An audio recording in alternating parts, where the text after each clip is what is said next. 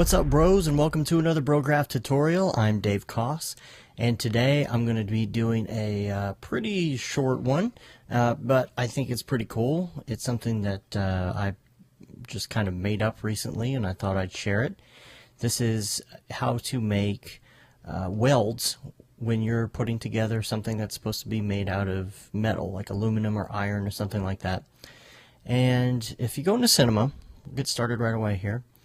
I'm going to start with a new HD project, one of my presets here. Okay, and I'm going to kind of build a small rack. Now, here's the thing. A rack is going to be made out of probably rectangular, kind of cube-like poles. So, I'm making a cube to start out. I'm just making it long like this. Now the other day I was building one of these and started thinking about it. There's probably going to be a really small bevel going on when you do this. So if you do a fillet surface here, not fillet, I always thought it was fillet, it's fillet. See how I'm creating this radius that's just real fine right here? If I render that out, you can see that nice fine, smooth line going all the way down. And that's what we're going to build this rack out of. Now, it's going to be a really simple metal rack just because it's really about the welds that I want to show you how to do. So, I'm going to hold down Command and drag another one out. So now we've got two, and I'm going to select both of these. And I'm going to drag that out. So now we've got these 4 poles. Now I'm going to take one of them, hold Command, and rotate, which will duplicate it this way. Now, what that does here is, of course, that's too long, obviously. What that does is make kind of a cross brace. So I'm being really rough here, and I'm going to show you why in a second. I'm not being accurate mathematically at all. Now I've left a little bit on the bottom of these two right here. See, they have little feet essentially from that. And I don't want these to be flush. I want this to kind of come in. So I'm going to change the scale on this end so that this is smaller than the other poles, the other bars. I'm going to do it again over here. Again, not mathematically accurate, and that's fine. Okay, so they're attached on this side, and I'm going to select both of them. I'm going to do the same thing on top. And I'm going to make them the same way so that there's actually room on top. Now the way that we attach the middle, we're going to do some straight pieces, but we're also going to do like a cross brace. So I'm going to take one of these and rotate while I hold down Command, so that and then I'm also holding down Shift at the same time. So I'm duplicating it, I'm rotating it all at the same time, and Shift is kind of locking that into a 90-degree angle. And I'm going to move this in between. I'm going to lengthen it.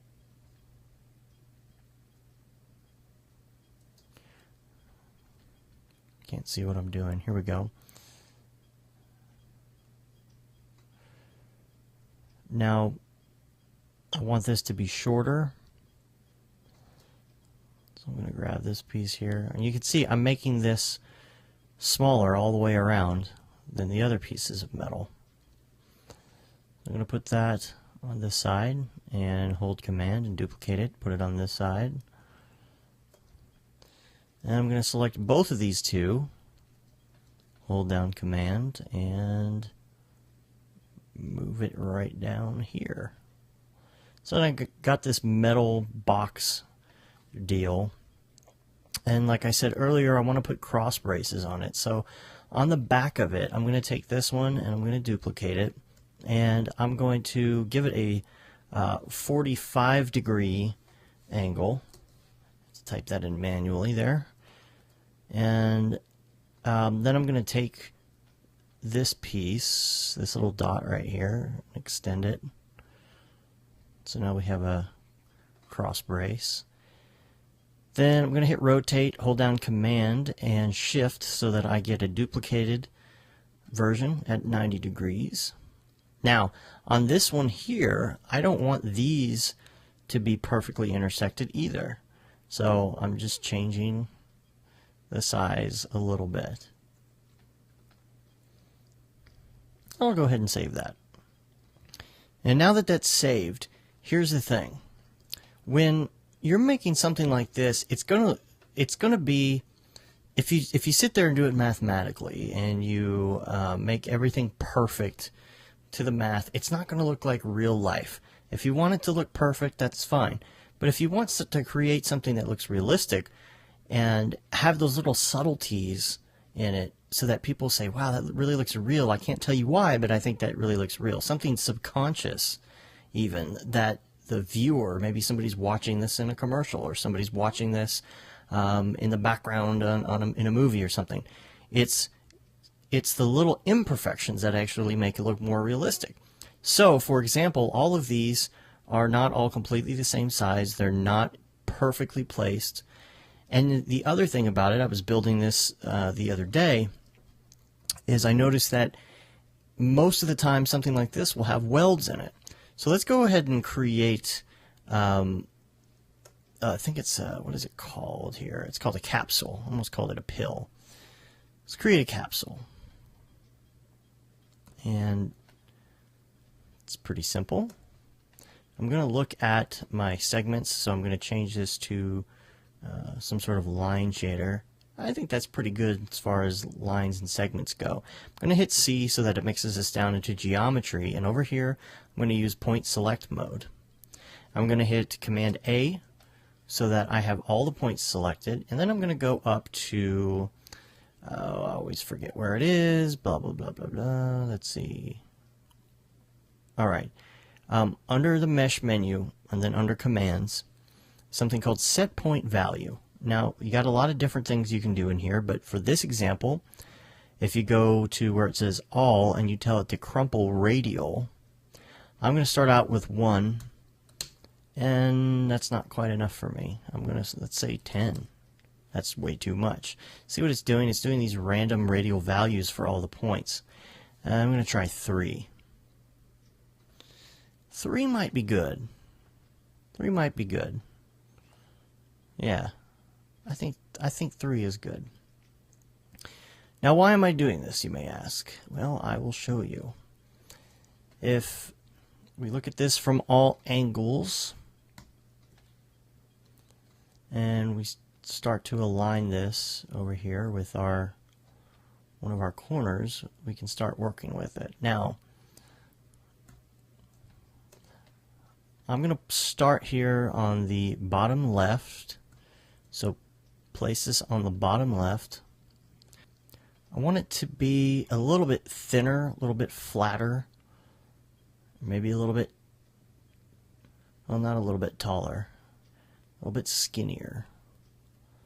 So you get that right up in here. So you can see what I'm doing. I have this little piece and I'm cornering it here so that you basically see 90 degrees of it in the corner. I'll put it in just a little bit more. I don't want it out there too much. Alright, so with that little crumple, you can see now I've got a weld. Now, you're going to want to take this, and it's so small that nobody's going to notice that it's exactly the same in every single corner. But you're going to take this, and you're going to put it around every single place where the two pieces of metal touch each other. So I'm going to go ahead and do that and move it around here. Holding down Command so that I am duplicating. And now this one, like this one here, actually I want it shorter, so I'll do that. And when you get to a certain point here, you can start just duplicating and moving these pieces over to other places on the structure. I actually want this to be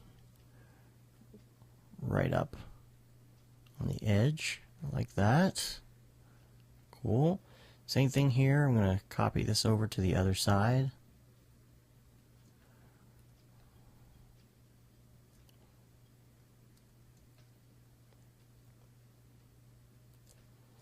There we go. So I got welds all around that side.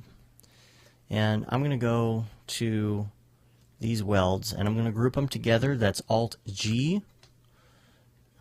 I'm going to call it weld. I'm going to go ahead and group these cubes all together and call that my structure. Alright, so since that's done, I can pretty much copy these on a lot of these straight four-sided corners. So I'm going to go ahead and do that real quick.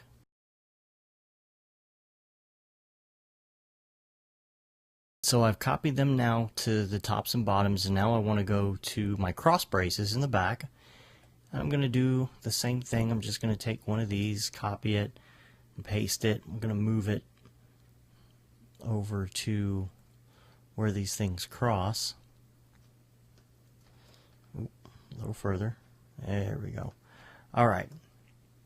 Now this one's a little more tricky. Not really that tricky, but I'm going to turn it 90 and then give it an old 45. Okay.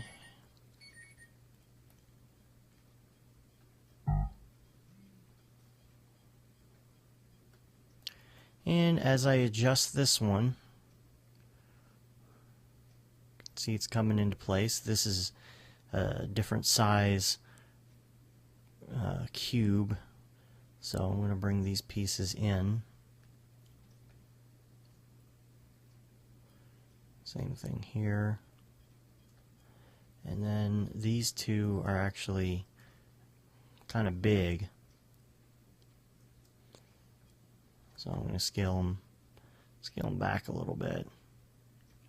So you just have these little crumply things, and you're putting them in all the corners and not making them too prominent.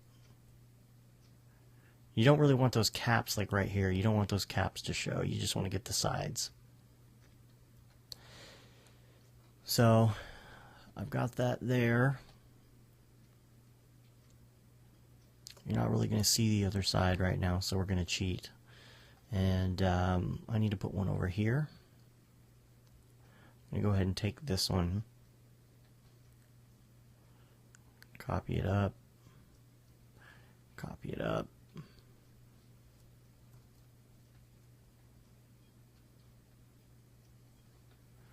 Alright, so not perfect, but that is the point. And so now that we kind of had this here, what I want to do is put some textures on. I'm going to, again, group with Alt-G all these welds together and call them welds. So we got the welds and we got the structure. Now, I'm going to create a new material right here, and this is going to be metal. I'm going to kind of give it like a dark painted iron look, and so I'm doing kind of a dark gray, let's say 40, 40, and 40, and then on the specular it's going to be pretty skinny and not too tall. And I'm going to put that on the structure. So there you go, you got kind of a gray dark looking structure.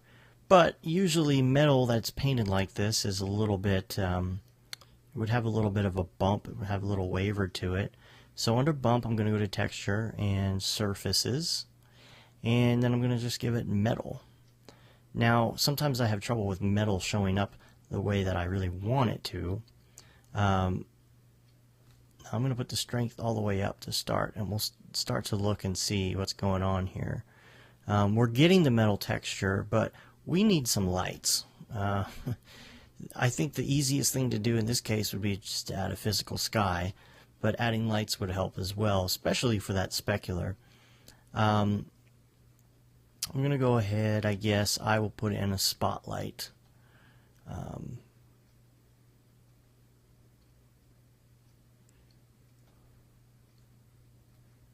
Just kind of shining at the corner of this. And we'll look at the top view so we can see what we're doing. See, right here, it's going about at a 45 on this, and I'm going to go up above it, and I'm going to rotate it down. Oops. Can't see what I'm doing apparently. There we go. Alright, but we already have the light. We already have the light with the physical sky. This light is actually not going to be for lighting the structure. It's going to be for creating specular. The way you do that is you go to the light and you turn off diffuse. Then you go in and you jack up that specular. Now you can see what's going on here. We're getting a little bit of specular on those edges, and I would like to see more specular because I don't want my light to be jacked up that much. I'm going to make it wider, maybe a little taller even, so you can see what's happening here. And I'm using Option R so I can get kind of a low-res real-time feedback on the specular. Okay, now my light's way up there. I'm going to do like 500, but that's okay that your intensity is up that much because you're not using it for as a regular light. You're using it for specular only. Now if I render this out, you can see that metal, that really cool metal bump going on here because the specular is picking up. So it kind of looks like a painted structure. Now these welds, the welds, you know, there's different ways you can go about doing it. What I like to do is do something a little bit lighter. If you were doing aluminum though, for example, what I would usually do is have a little less shine and a little less specular to the welds. Just because they're not going to look the same as the metal that they're on. What I'm going to do is copy and paste the texture that we just made, and on this one I'm actually going to give it a little bit of a reflection, but I'm going to tone it down to about 40%. And the other thing that I'm going to do under color is I'm actually going to up the color values of gray. So anywhere in here, let's say 100 all around. And I'm going to put that onto the welds. And if I render that, that's what it looks like. It's a little light for my taste because it doesn't really match. And I think some of that is actually the reflection. So I'm going to go down to 20. And the other thing that I'm going to do, I want less specular. So I'm going to bring this down as well so that they're not like glaring. Because that's the whole point. You don't want the welds to be incredibly obvious, but you want them to be seen so it has that feel of, hey, that's a real metal structure. In fact, I still think that colors up a bit too much. So I'm going to do 70. Let's see what that does. A bit darker. Still just a tad too bright for my taste. Let's go down to 55 all around. I think that's good.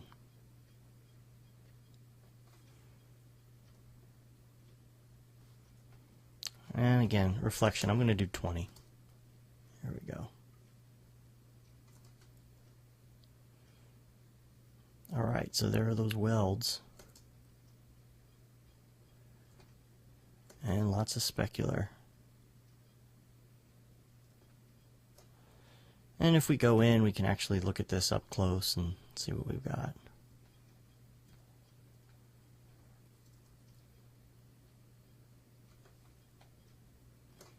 Some of them might be a little thick. You might want to go in and thin them out a little bit so it looks like a master welder did them.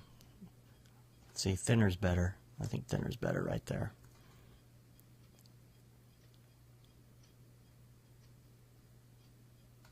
And if you wanted to make it aluminum, you could do the opposite. Like make, in fact, I'll show you. It would be pretty easy. I'll just take my base texture for the structure. And I'm just going to take the reflection and I'm going to bump it up. Maybe not 100%, per se, but maybe like 80%. And then it will add render time, but you could up the blurriness a little bit. I'm going to do 10. And I'm going to replace what was on the structure. Now, if you were doing something like this, it'd be more advantageous if you actually had some sort of environment for it to reflect. For example, if you go to your content browser, this is the easiest way. You go to presets. Actually, you don't even have to go into the presets. Just go to search and type HDRI. You got some good maps. Something, I don't know, maybe outside would look cool. Let's try this one. I don't know, just pick one. And now if you go back to your object browser, turn off the physical sky, turn on the sky, and put the HDRI onto that sky. Then hit render. So you can see whatever map you put on your sky is what that's going to pick up. Now in this case, there's way too much bump at this point as well. So I'm going to take that down, bring it down a level here. It might be, no, that's pretty good. It's pretty good. You don't want too much bump. Now it looks like a nice aluminum piece instead. So going back to the other one, let me put the old one back in. Physical sky back in. Go look at these cross braces. There you go. Nice little weld and a nice looking piece of metal in there. Now you can imagine if you were making this part of a scene, you could go ahead and take that structure and the welds and you would group them together and call it like shelf or something. It's going to be part of a scene, and then put a whole bunch of them in the background of a scene or whatever you're doing with them. I like to make them not so perfect, like I was talking about earlier, just because it adds to the realism. In fact, some of them I'm going to give a little bit of a rotation so that they're not perfect. And there we go. Bunch of random metal shelf structure things. The weld thing and the whole point of making things that are not perfect. I think that that is really the point of this tutorial. Well, that's about it. You can subscribe to our newsletter if you go to Brograph.com, and there's a tab for that. You can also find us on Facebook. We love it if you subscribe. Please continue, if you haven't already, to watch our YouTube channel for upcoming events, including live stuff. We are doing live stuff now because we have more than the first 100 subscribers that we were going for. That first live show was a lot of fun, and keep an eye out, especially on that newsletter. We'll probably announce where and when our live events are going to be. We really enjoyed doing that. Well, that's about it. If you have any questions, or if you do one of the tutorials and you want to show us what you did, please feel free to get in contact with us either on Facebook or Twitter or any of those other ways to get a hold of us. It's incredibly easy to find us, and we love talking to people, and we will definitely answer you. So until next time, have fun, and have a good Thanksgiving. Later, bros.